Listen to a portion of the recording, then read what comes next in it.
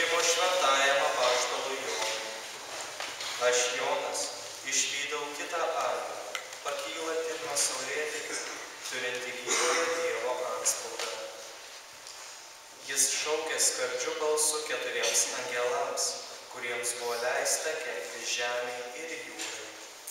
Nekenkite nei žemei, nei jūrai, nei medžiams, kol paženklinsime antspaudus savo Dievo tarnų kaktas.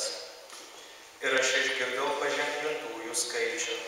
144 000 paženklintųjų iš visų Izraelio vaikų giminių. Paskui regėjau, štai milžiniška minia, kurios niekas negalėjo suskaičiuoti, iš visų giminių, genčių, tautų ir kalbų.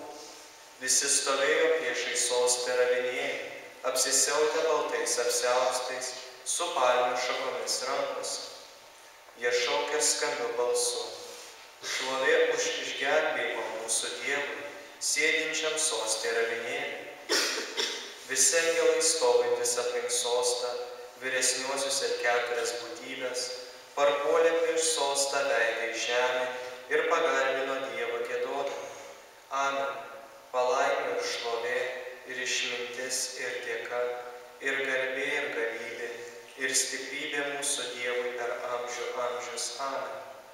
Tuomet vienas iš vyresniųjų ėmė man kalbėti: kas tokie yra ir iš kur atėjo tie, kurie apsivilkę baltais apsiaustais?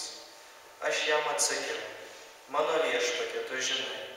Jis man tarė: jie atėjo iš didžio sielvarto. Jie išplovė savo apsiaustus ir juos išbaltino avinėlio krauju.